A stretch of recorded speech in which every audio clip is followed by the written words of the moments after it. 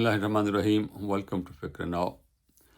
آج کی بات جو ہے وہ چین، امریکہ اور روس کے حوالے سے ہوگی، اور اس کے اندر پھر ایران کی جنگ اور ہرموز اور دیگر چھوٹے چھوٹے مسائل ہیں اور بڑے مسائل کی بات ہوگی۔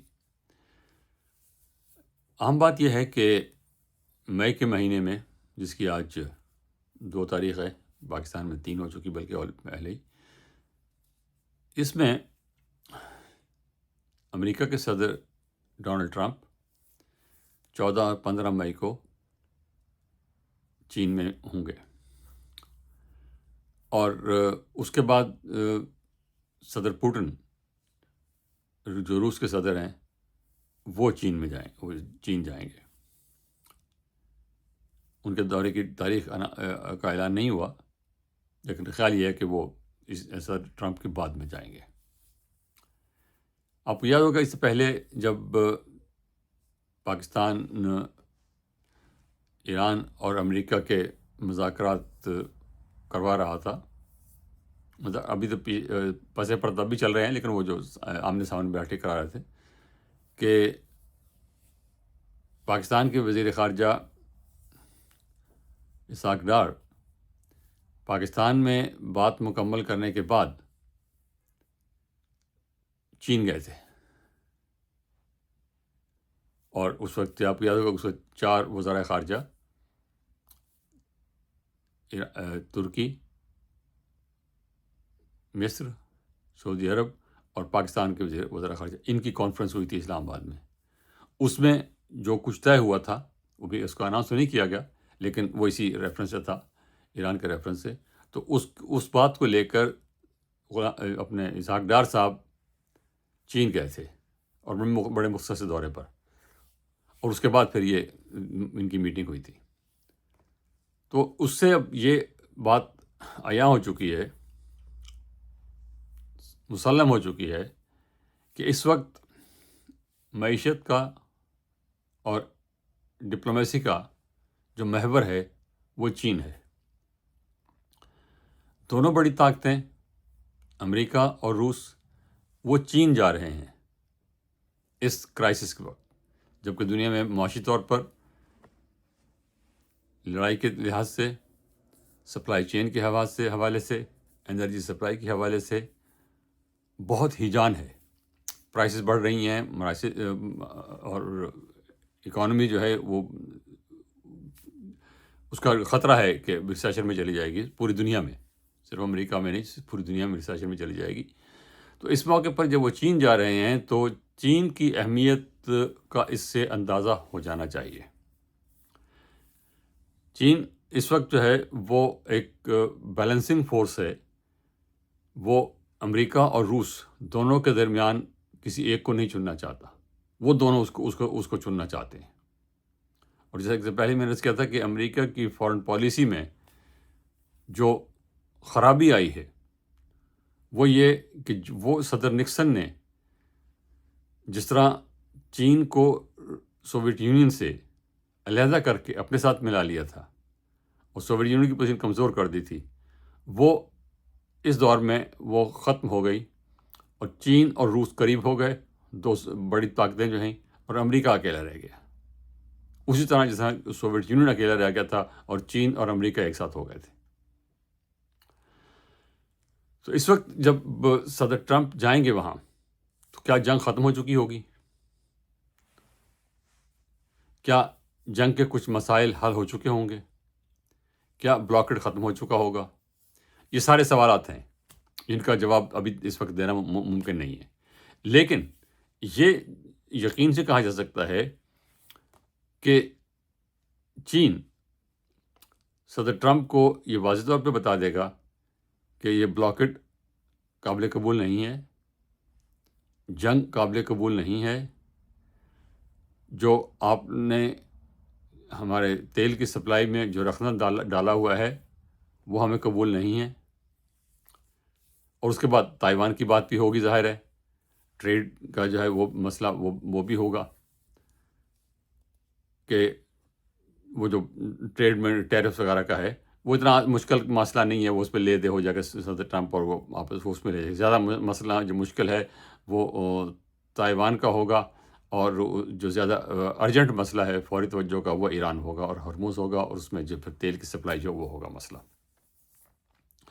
اب اس پہ صدر ٹرمپ کیا آفر کریں گے ان کو، یہ اب دیکھنا ہوگا.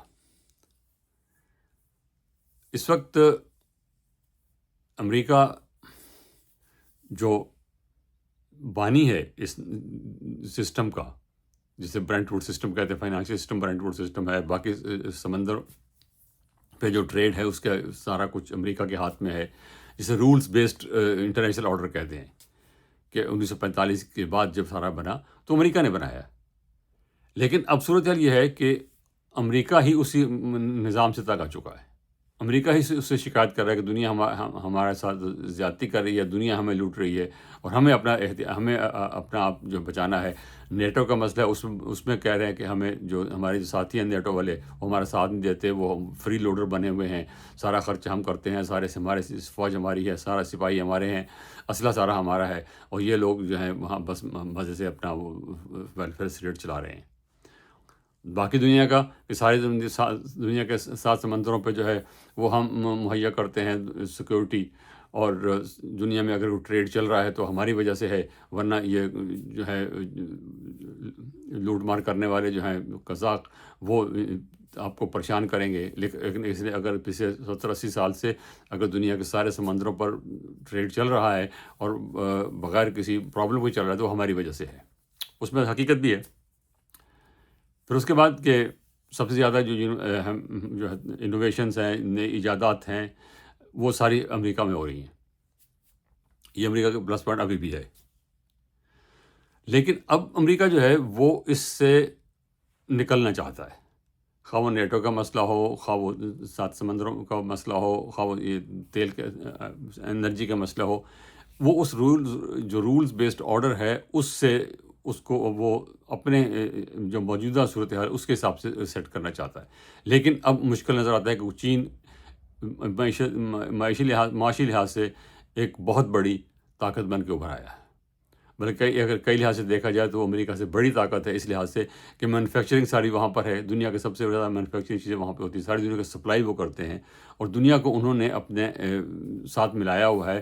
وہ بیلٹ اینڈ روڈ انیشیٹو کا پاکستان میں اس کو سی پیک نام سے ہے، اور اس طرح وہ ساری دنیا میں انویسٹ کر کے وہ انہوں نے اپنے ساتھ ملایا ہوا، اپنے ساتھ ان کو ترقی، وہ بھی ترقی کریں، ہم بھی ترقی کریں، ہماری چیزیں آپ لیں، ہم آپ کو سڑکیں بنا کے دیں گے، پل بنا کے دیں گے، ہم آپ کو ٹرین بنا کے دیں گے، جہاں آپ کے ایئرپورٹ بنائیں گے.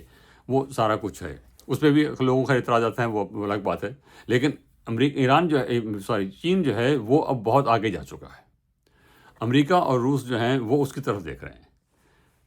چین اور کیا جو تیل کی سپلائی ہے وہ چین کو جا رہی ہے. روس کی جو تیل کی سپلائی ہے وہ چین کو جا رہی ہے، سب سے بڑا گاہک وہ ہے. ایران کی جو تیل کی سپلائی ہے سب سے بڑا گاہک وہ ہے.